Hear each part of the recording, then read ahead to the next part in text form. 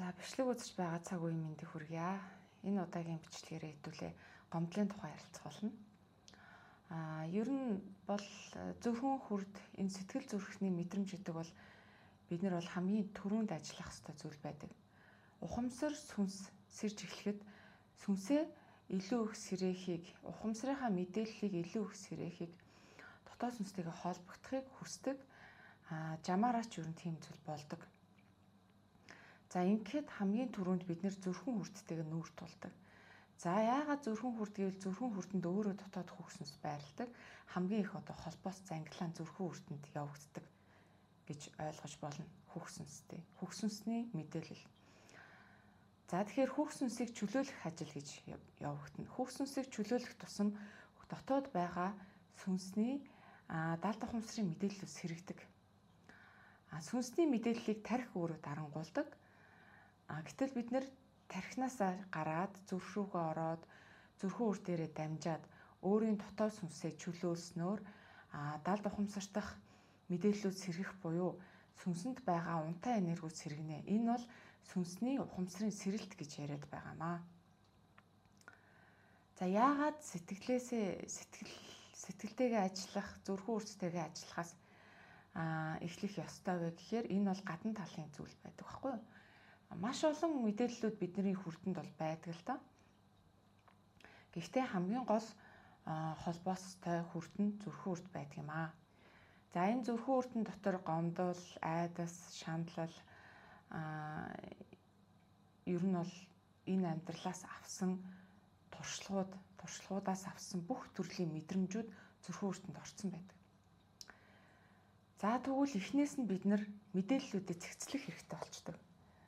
Цэгцлэнэ гэдэг чинь бидний хүрдэнд байгаа мэдээллүүд, бидний энэ дотоод хөвгсөнсийг хаачсан гадна талд нь блок болоод тогтчихсон энэ мэдээллүүд үнэндээ замбраагүй байдаг. Яагаад замбраагүй вэ гэхээр бид нар өөрсдөө ухамсарлаж ойлгоогүйгээсээ болоод айхсгүй юмнаас айчсан байдаг. Хүсээгүй зүйлээ зүрхэн үрднийхээ ухамсарт мэдээлэл суулгачихсан байдаг. Трам сэтгэлийн шарах гэдэг юм автсан байдаг. Блок үүсгэсэн байдаг гэхчл шаардлагагүй зүйл дээр нэгсэндээ сүнсээ дарцсан байна гэж ойлгож болно л доо. Тэг бид нэр сүнсээ сулалж, сүнснийхээ хүчийг ахуулж даалд ухамсараа илүү их сэрэхийн тулд энэ мэдээллүүдэд цэгцлээд зүг болохын зүг болгоод, эерэг болохын эерэг болгоод, задраахын задраагаад тийм ээ. Зарим таслах ёстой холбоосуудаа таслаад гихчлээ ингэ цэцэлж явах хэрэгтэй байдаг юм аа. За ерөнхийдөө бол сүүлийн үед дотоод хүүхдийн ангаалт гээд айдастайгаа ажиллах, за сэтгэлийн шархаа эмчлэх тийм ээ. Англиар бол трама гэж яриад байгаа. Сэтгэлийн шархаа ангаах, хүүхэд насандаа авсан тэр блок буруу ойлголт юу байдгийг тэр болгоно идэх гэж яриавж байгаа. За уур, муухаг, шунал, эгог бол хүмүүс бол хангалттай мэдчихэж байгаа тийм ээ. Уур бол ингээд уул биеийг зовоно, уул морийг зовоно гэдэг ч юм уу ингээд уур бухимдал бол хүнд хэрэггүй юм аа. Стресс бол бас хүнд хэрэггүй юм аа. Эго гэдэг чи амиа боц үзэл юм аа. Энээс татгалзах хэрэгтэй ч гэдэг юм. Ингээд хөөрхөн ажиллаа явж чинь тэрийг анзаараад сурчлаа тийм ээ. За бүх юм л анзаарах ажиглалтаас эхэлнэ л дээ. Өөрийн дотор юу байгаагаа анзаарч ажиллахаас эхэлнэ. За гэтэл гомдол гэдэг зүйл бол хамгийн сүүлд үлддэг юм байна. Миний яг анзаарч байгаагаас. Гомдлыг буруу шахах хэцүү. Яг уур бухимдал, стрессийг бид нар ингээд ойлгоод өөрөөсөө холдуулах гад хичээгээд байдаг.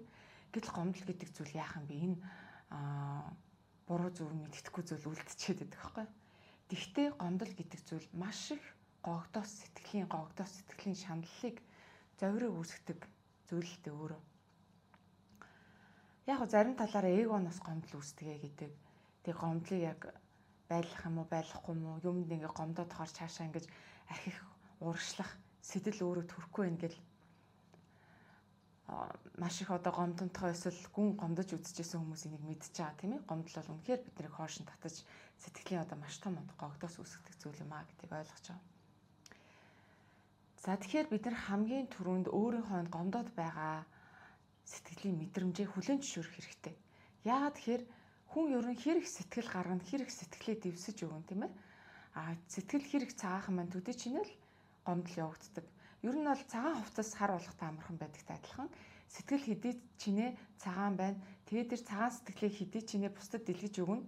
Тэрэн дээр нэг гიშгэд өнгөрөхөд л хар тол болдог. Тэр хар толб нь бидний сэтгэлийг өвддөг гомдол гэж зүйл нь ахгүй юу. Тэгэхээр гомдоод байна гэдэгт өөрийгөө буруутгах хэрэггүй. Яа гэвэл хэр зэрэг их гомдож чинь та тэр хэмжээгээрээ зөөлөн сэтгэлтэй, цагаан сэтгэлтэй хэр их гомдсон тэр чинээгээрээ л та сэтгэлээ дэвсэж өгсөн байна гэсэн үг байхгүй. Энэ бол буруутгах зүйл биш шүү дээ. Энэ бол хүн чанар, хүний сайхан сэтгэлээс гардаг зүйл байхгүй юу. За тэгэхээр гомдлоо хүлээн зөвшөөрье. Гомдол гэдэг чинь өөрөө байх ёстой зүйл юм аа. Хэдий чиний хүн чанартай сэтгэл зүрхтэй байна төдий чиний гомдол байдаг юм аа. Тэгэхээр энэ өөрийгөө гомдоод байна, надад их гомдол байна гэдэгтээ буруутгах ингээд шалтгаан байхгүй болчихлоо шүү дээ. Харин ууралж исэн, үзен ядж исэн, хүнд муу санаж исэн хүн бол тэгтээ тэрхүү гомдохгүй шүү дээ, тийм ээ.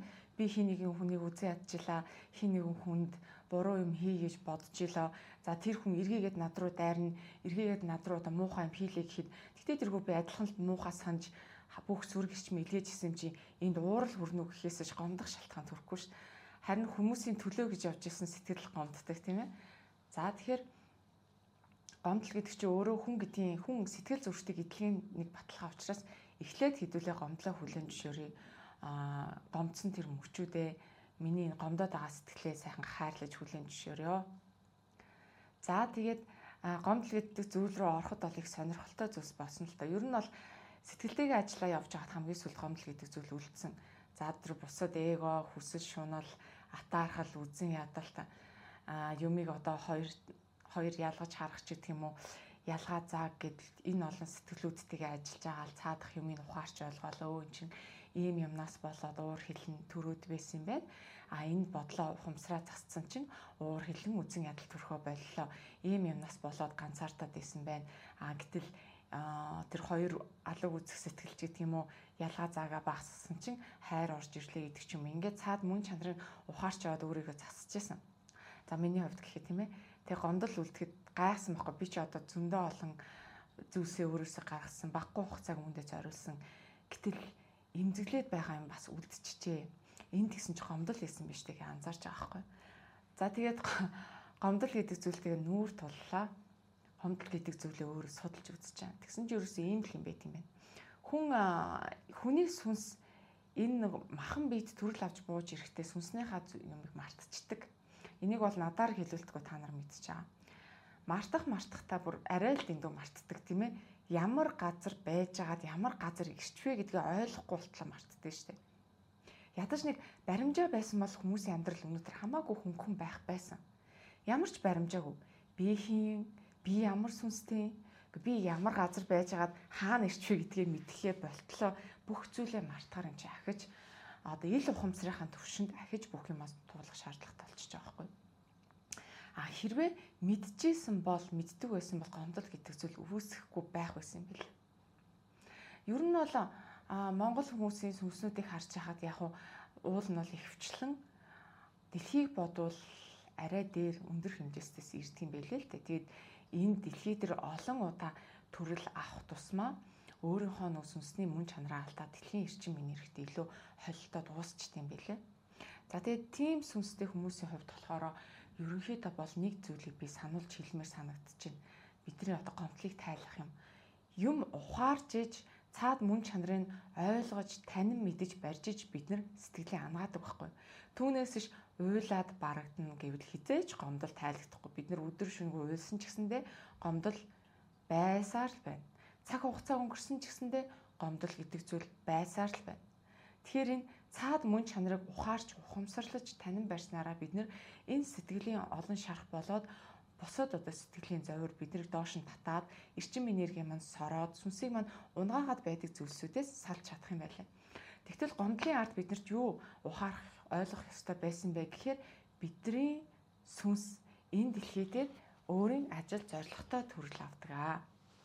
За тэгээд ялангуяа сүнс гэдэг зүйл маань өөрөө их үүсвэрийн оч байхгүй юу? За өөр хэмжээс одноос ирсэн сүнстэй байсан ч гэсэн за дэлхий дээрээ амтан ургамлаас ахуулаад сүнсээ ингээ хөгжүүлчихсэн уугуул сүнс байсан ч гэсэндээ ялгаагүй бид нар бүгдээрээ их үүсвэрийн оч нэг хэсэг гэдэг утгаараа бидний сүнс бүхэл тэр хайраас үүссэн баггүй юу? Энэ дэлхийн амьдралыг бодвол бүр маш гоё халуун дулаан энергитэй ер нь бол байж болох хамгийн сайхан мэдрэмж, байж болох хамгийн дулаан мэдрэмж, байж болох хамгийн том хайраас гарч ирсэн гэсэн үг. Эдрийгээ бид нэр ухамсарлаж ойлгох хэрэгтэй. Миний сүнс хизээ нэгэн цагт тэр газар байсан юм байна. Миний сүнс хизээ нэгэн цагт цул хайр, цул гэрэл, өндөр ухамсарт оршихуу тэр оршихуу хэмжээс нэгдэлт байсан байна гэдгээ бид нар өөрсдөө ухамсарлаж ойлгох хэрэгтэй. Энийг бид нар бодоод, тунгаагаад, ухаад ах юм бол тэр сүнсэнд байгаа ой санамж, унтаа байгаа энерги сэрэгдэг. Бид нар дотгошоогоо орж тунгаалтын бясалгал хийх хэрэгтэй. Тэгвэл энэ зүйл дээрээ илүү ухаад тунгаалтын бясалгал хийгээд үзье. Миний сүнс хизээ нэгэн цагт тэр гэрэл хайрын донд байсан юм аа. Гэрэл хайр байсан гэдгээ тийм ээ. Ингээд энэ тал дээр ухаад байхаар бидний тэр мөн чанар нэрээ би чинь гэрэл хайр шүү дээ гэдэг дурсамж мэдээлэл маань сэргэнэ. Зөвхөн тархиараа ийм байх боломжтой би байсан шүү гэд бодоод ах биш. Тэр мэдээлэл зүрхэн хүрднээс эхэлж яах нь штэ сэргэж эхлэн тэгээ бидний тархи руу орно. Тэгээ бид нэр мартсан зүйлээ санаж байгаа юм шиг болдог байхгүй. За тэгэхээр гомдол гэдэг зүйл байх нь аргагүй бид нэр сэтгэл зүрхтэй гэдгийг баталгаа болоод ирнэ. За дараагийн ухаарч ойлгох эргэн сүнснээсээ сэргээж санах ёстой зүйл нь юу вэ гэхээр хаана төрсөн бэ гэдгээ ухаараа. Бид нэр бол яг үннийг хэлэхэд дэлхий тэр их үүсэл шиг тэр гоё өндөр хэмжээс оршихуу шиг тийм ээ гэрэл хайрын донд бид нэр төрчөөг байхгүй юу? Дэлхий дээр маш их сорио шалгуурууд байна. Маш их үмэн, самун, будлаан байна. Ой санамж, сүнснийхээ ой санамжийг алдалт байна. За ингээд эвдрэл, хэмхрэл байна. Сүнсний эвдрэл байдаг байхгүй юу? Одоо ер нь унсан сахиусан тэнгэрүүд дэлхийгээр нэг байна гэж ойлгож байгаа. Тэгэхээр бид нэг одоо энэ өөрөө юу хэлэх гээд байна вэ гэхээр дараагийн маш сайн ухамсарлаж ойлгож сэргээн санах ёстой зүйл маань дэлхий гэдэг гариг чи ер нь ямар гариг юм бэ? Энэ гурав хэмжээс орчлын ертөнцийн ер нь юу юм бэ? Би ер нь яг хаана төрсөн? Яг юу болоод байна гэдгийг бид нэр ойлгох хэрэгтэй байхгүй юу? Одоо жишээлбэл бид нэр ингээд ой санамж за энэ махан биедээ байлаа гэж бодоход бид нар тархитлагоо юмд цохоод ч юм уу те өөрийнхөө ой дурсамжаа алдчихлаа. Тэгээд нэг сэрсэн чинь шоронд сэрлээ гэж бодъё. Тэгээд тэр шоронд сэрсэн чинь тэр эргэн тойронд байгаа хүн болон тэр шоронгийн харгалзагч цагдаа нар ч юм уу тэр хүмүүс ерөөсөө чи шоронд байна гэдгийг чинь хэлэхгүй бай гэж бодъё тийм ээ. Тэг би өмнөх бүх дурсамжаа амьдралынхаа бүх дурсамжийг мартцсан. Тархины гэмтлээсээ болоод. Тэгээд шоронд сэрэхэд эргэн тойрны хүмүүс тэр өмнөх амьдралын чинь талаар өмнөх амьдрал ямар байдаг талаар ч бүгдээрээ хинч юу ч хэлэхгүй шоронд байна гэдэг чинь ч хэлэхгүй. Тэгэхээр би угаасаа л амьдрал ийм байх ёстой юм байна. Хүмүүс ингэж л амьдрах ёстой юм байна гэдэг зүйлээр кодлогдож эхэлдэг. Тэгэхээр хүн өөрийгөө шоронд ингэж мэдхгүй өмнө би эрх чөлөөтэй байсан байна, гоё амьдралтай байсан байна, ад жаргалтай эрүүл сарвал байсан байна гэдэг хүн мэдхгүй шүү дээ. Угаасаа л ийм л ах ёстой юм байна. Магадгүй зарим нь бол тий гоё газар байна оо би энд одоо бүгдээр хай гэрлийг мэдэрцгээе. Гоё ингэж тархиа хуураад ч юм ингэж шоронд бид нар энгийн гоё эрх чөлөөтэй амьдрал байгаа юм шигээр тэгж төсөөлөрдөж амьдрах бас боломжтой байхгүй юу? Хин ч хэлж өгөхгүй бол тийм ээ. Яг тэрнтэй байдалхан ерөнхийдөө бол хаа сайгүй хайр байдаг, хаа сайгүй их үүсвэр байдаг. Энэ нь бол үнэн. Гэхдээ бидний яг бодит амьдарч байгаа нөхцөл байдал бол шорон байхгүй. Үзэл бодлыг чинь хязгаарлаж гин ер нь бол зарим зүйлсийн талаар мэдээлэл хүргээд яриад ах юм бол цагдаагийн газраас уцтаал сануулгах өгж гинэ гэдэг чинь бид нар их чөлөөгүй байдалтай байна гэсэн үг шүү тийм ээ. Тэгээ юу ямар боловсралтай болох юм, юу сурах юм гэдэг чинь цаанаас чинь програмчлаад өгсөн байна. Юу өмсөх юм, яаж биеэ авч явах юм, яаж хүмүүстэй ярих юм бүх юм чинь цаанаас чинь заагаад хийлгээд авахгүй бидраар. Бидний нөгөө сүнснийхаа мэдээллийг мартцсныг минь далимдуулаад бүр бага наснаас минь эхлээд яаж амьдрах, юу идэх, юу хийх ёстой, яаж дуулууртай амьдрах, яаж өвөнд орох талаар ингээд програмчлаад суулгаад байгаа. Энэ бол нялцгүй шоронгийн систем. Тэгээд тийм учраас сүнс эвдэрдэг. Биднийг тал талаас минь загнаад, тал талаас минь биднийг зүрх сэтгэл рүү минь ус цацаад чи бол муу, чи бол ийм тийм гэд химлээд ахаад тэр чин зүрх сэтгэлдээ сүнслэл юм чи химлэгддэг байхгүй юу? Тэг хүний сүнс химлэгдээд гимтээд ирэхээр яадаг вэхээр энд унсан сахиусан тэнгэр болдог. Унсан сахиусан тэнгэрүүд ямар идэгвэ гэхээр маш их бухимдангуй, үзэн яддаг болдог байхгүй юу? Зүрх сэтгэл бохирдож эхэлдэг. Аргагүй штэ эн чин тал талаас нь химлээл, тал талаас нь гомдоогоол, тал талаас нь муухай үг хэлээл ингээд ирэмдэглээд ахаар чин сүнс гимтэж эхлэхээрээ үс хонцонтой болж эхэлдэг, уур хилэнтэй болж эхэлдэг, муу санаатай болж эхэлдэг. За ялангуяа одоо ил дайны үе тийм ээ. Одоо ч гэсэн даалц дайн болж байгаа л та. Гэхдээ ил дайны үед бол үнэхээр хэцүү штэ. Гэр бүлээрээ сайхан амьдрах житэл ирээл хүүхдийг нь хулгайлаад авчдаг. Ирээл газар нутгийг нь булаах гал алаал хядчихдаг тийм. Ийм юмыг олон дахин хараад ирэхээр сүнс өөрөө сэвтэж эхэлдэг байхгүй юу? Сүнс гомдож эхэлдэг, сүнс зовж эхэлдэг, сүнс муу санаатай болж эхэлдэг. Биеэ хамгаалах механизмд оронгуудаа 9 бусын юм сэтэж эхэлдэг. Харгас тогшин болж эхэлдэг. Тэгээ энэ дэлхий чи өөрөө тийм сүнснүүдээр дүүрсэн байхгүй. За энийг яг ингээд нэрээ тийм биш үү? Зөвхөн яг миний яриаг сонсоод тийм юм болов уу гэж тархиндаа бодож тунгаах ус. Зүрх сэтгэлээсээ яг энийг ухаарч ойлгоод нэрээ тийм биш үү гэд одоо тархитлахаар ч юм донги ордог ч юм уу тий. Ингээд эхлэхээр энд гомдох шаардлага байхгүй юм байна. Бид унсан сахиусан тэнгэрүүд буюу шархалсан, ирэмдэг болсон, догширсан, хорцсон сүнснүүдийн дунд байгаа. Гэтэ түрүү ийм сүнснүүдийн дунд, ийм хүмүүсийн дунд байгаа юм чинь би энднийх гомдоод, энэ намайг тэгцэн, тэр намайг тэгцэн, би ингэж сэтгэлээ зориулж явах чинь тэр намайг тэглэе гэж гомдох бол үнэхээр утгагүй санагддаг юм билээ. Юу би чи ийм газар ирчээд гомдно гэдэг чинь байж болохгүй зүйл юм биш үү, тийм ээ? Би өөрөө хаана ирснээ бүрэн дүүрэн ухаараагүй, ямар газар ирснээ бүрэн дүүрэн ойлгоогүй байсан учраас надад гомдол байсан биш үү? Гэдгийг ухаарч байгаа хгүй. Тэгсэн чинь нөгөө гомдлууд байхгүй болсон. Гомдлын цаана энийг л ухаарах хэрэгтэй гэдэг юм лээ ерөөс. Ер нь бол яг гомдол руу ороод үзэр тийм л дуу хоолой байдаг. Би ингэж яах чинь тэр надад ингэж хандсан шүү дээ. Би тэг сэтгэл зүрхээ зориулж чад ингэсэн шүү дээ. Яагаад ингэсэн юм бэ? Тэгээд хүмүүс олон дахин гомдоогоод тэрхэн өөртөө буруу өгч эхэлт юм бэл. Би л болохоо яцсан юм байна. Миний л буруу юм байна. Би арчаагүй учраас эсвэл би энд байх хэрэггүй юм учраас эсвэл би муу учраас хүмүүс надад ингэж хандаад байгаа юм байна. Ийм юм болоод байгаа юм байна. Би болохоо яцсан байна гэнгүүтээ сүнс гомдож сэвтэж эхэлдэг. Унж эхэлдэг сүнс. Тэнгүүтээ зарим нь тэгвэл ингэж байгаа юм чи адилхан үзье. Нэгэнт л ийм байгаа юм чи нэгэнт л сэтгэл зүрхээ гаргаад нэгэнт л сайн байгаад болохгүй юм чин адилхан би муу санаатай бай. Яад ингэж сэтгэл хордож эхэлдэг, хороо чанар руу орж эхэлдэг. Зарим сүнснүүд ийм сонголтыг хийгээд удсан байдаг. Зарим сүнснүүд зүгээр л бууж өгөх сонголтыг хийсэн байдаг. Харт сэтгэлийг гаргахгүй тулд зүгээр л бууж өгөөд шалаарныг болдог ч юм уу тий. Зарим нь үүнийг тэсгээ байгаад амиа хуралдаг ч юм уу нэг иймэрхүү юм болдог. Гэтэл энэний цаана хэрвээ биднэрт чи ийм газраас үүссэн шүү. Чиний сүнс чи ийм шүү. Одоо чи ийм газар руу явах чинь шүү гэдгийг маань хилээд өгчихсөн байсан бол бид нар тэр хэр барагтай гомдохгүй.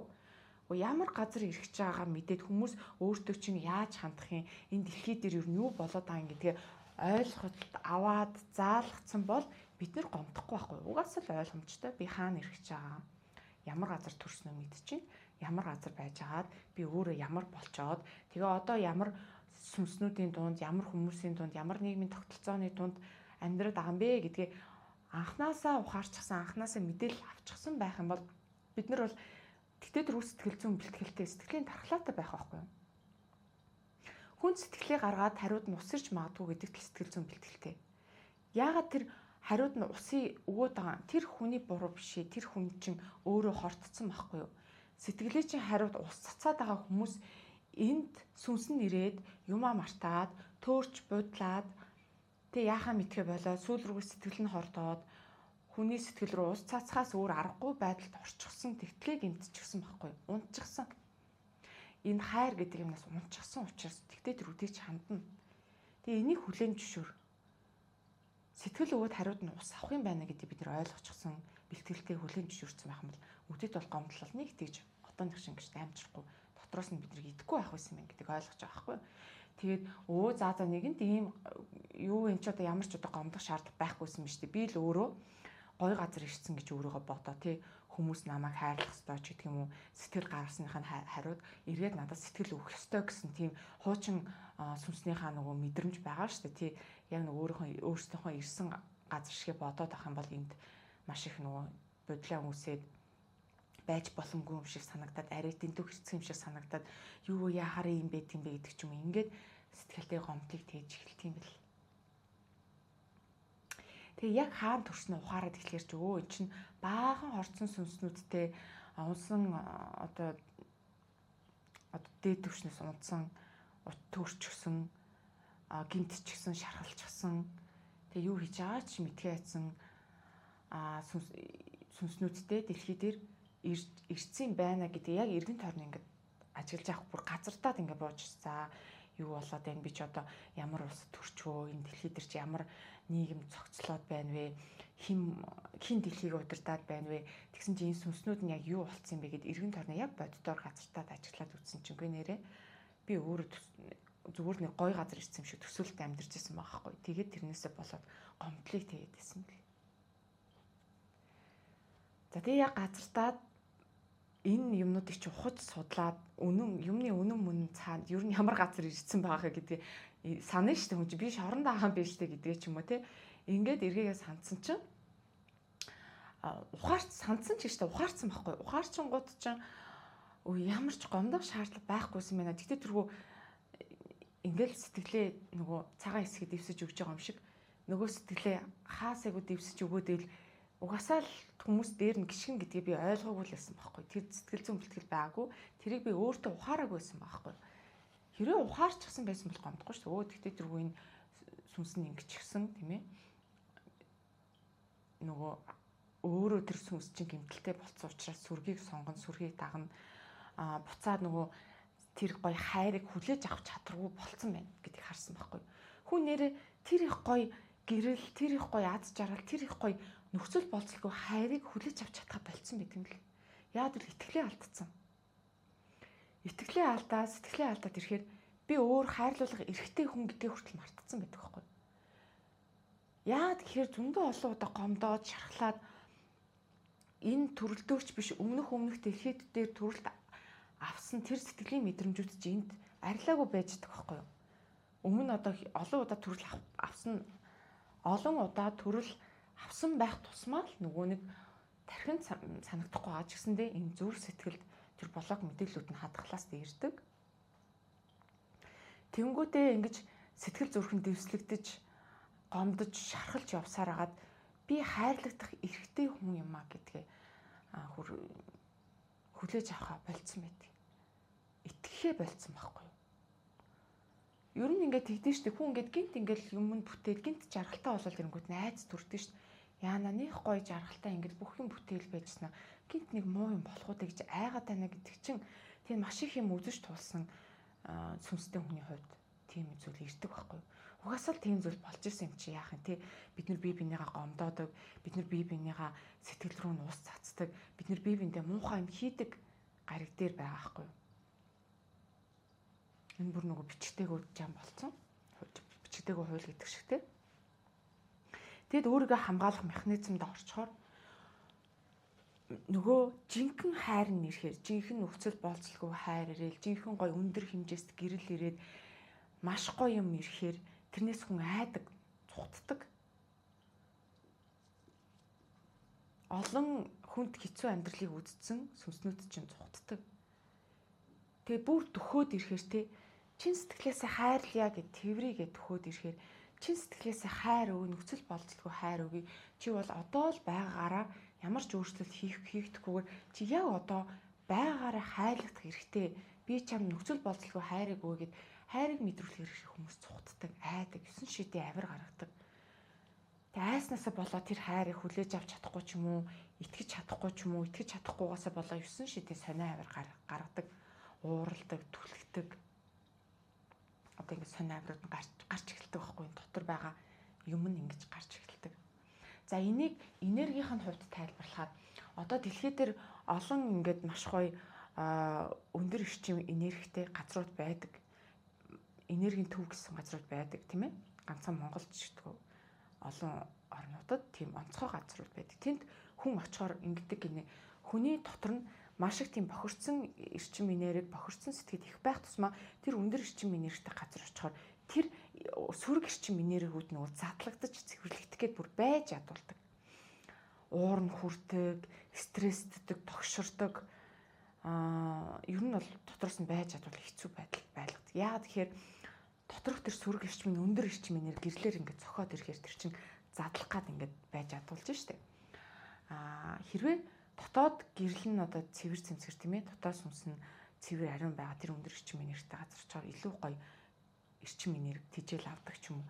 Энэ бол нэг энергийн хуулихгүй цаагаараа нарийн тайлбарлах юм бол яг тэрнтэй адилхан хүнд ингээд нөхцөл бодлого хайрыг өгөөд гэрлийг өгөөд маш гоё эрчим энергиэр хандгаар өөрөөсөө эсвэл тэр өндөр эрчим энергийн долгионыг цацруулахаар хажууд байгаа хүмүүс янз янзаар хүлээж авдаг.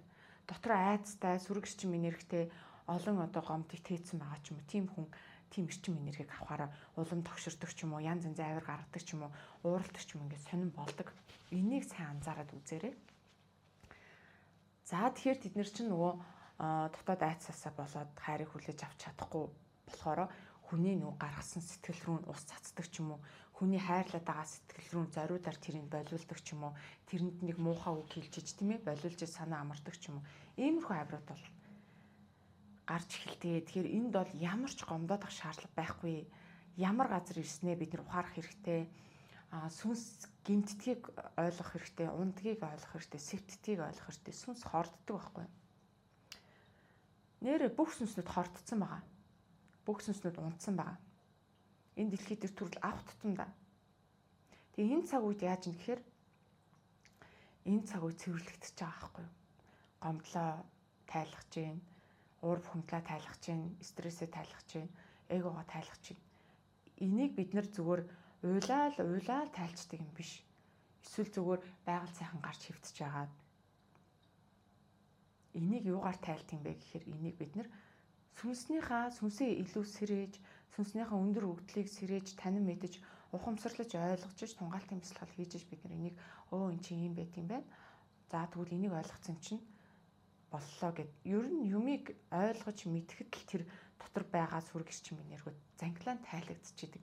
Биднийг ухаараасай, биднийг ойлгоосай, биднийг ухамсарлаасай гэд хүлээгээд байж идэх байхгүй. Сэтгэл дотор байгаа зовир шаналлууд биднийг доош нь татаад байгаа юм тэгдэг. Хүн архичин хүн ч гэсэндээ нэг өдөр архинаас гардаг штеп. Тэр чин дон гэж ухаарч ойлгоод ухамсарлангууд тэр хэдэн жил зоожсэн өөрийг нь шаналгаж исэн тэр архины хамаарал 1 секундэд байхгүй болж байгаа юм чинь. Энэ ид шид гаднаас ирдэг штеп. Энэ ид шид дотроос ирдэг байхгүй. Магадгүй би нэг хүнд нэг үг хэлээд тэр хүнийг оронгоор нь өөрчилж болно. Шал өөр хүн болгож болно. Нэггүй үг хэлээд архинаас ч гаргачих болно. Мэдгүй хүн энийг хараад ид шид гэж хэлэх байх. Гэхдээ энэ цаана ямар процесс болж идэг вэ гэхээр энэ зүгээр далд ухамсарт нь байгаа сэрхээс сэрч чадахгүй байгаа энергийг л тэр үгээр ч юм уу тэр нэг тайлбарлалт ойлголтоор хэлээд тэг нөгөө хүн дон гэж ухаарангуудаа паг гэд ирүүл болдог. Өөрийн зовоогоод байсан зүйлээс хормын дотор салж чаддаг. Өмнөх бичлэгүүдэд би ярьжсэн те. За энийг чинь хүлээгээл ерөнхийдөө энэ олон драма, олон одоо нэг муу үйл өөр карма гэлээдч бидний нэг энерги орон талбарт байгаа сүрэг эрчим энерги блокууд чинь зангилаасууд нь ингээд за энэ ухамсар хизээ сэрж гэгэрх нэ, энэ ухамсар хизээ ойлгох нэ гэ хүлээгээд ээждэг ойлгонгууд зангилаанууд так гэж тайлагдчих. Гомдолч гэсэндээ үнэтэй ялгаагүй те. За тэгэхээр хүлээлт ер нь битгий тавиа. Хүлээлт тавих тусам л хүн өөрийгөө шархлуулж гомддөг юм байна. Хүлээлт битгий тавь гэдэг нь энэ ямар газар ирснээр бид нар ухамсарлах хэрэгтэй. Энэ олон шархалсан зүрхнүүд, энэ олон хорцсон сүнснүүд, энэ олон унсан сахиусан тэнгэрүүд бид нар одоо хүлээлт тавих хэрэггүй зүгээр л болцол нөхцөлгүйгээр сэтгэлээ үг тий хайрлуул болцол нөхцөлгүйгээр хайрл. Шархалсан зүрх сэтгэлүүдээс юу гарах нь мэдэхгүй. Биднийг хайрлаа гэд эргээд хайрлах сэтгэлүүд ховор. Энэ хүмүүсийн буруу биш. Энд чинь нөгөө үзэж туулж байгаа амьдралаасаа болоод сүнс ингээд шарх авд хордчихдог байхгүй.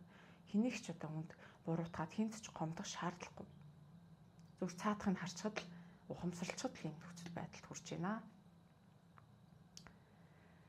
За тэгэхээр гомдлоо гэд уйлаад, уугаад 9 шидийн болоод намайг эцэл гаргахад тэр тэгсэн штэ.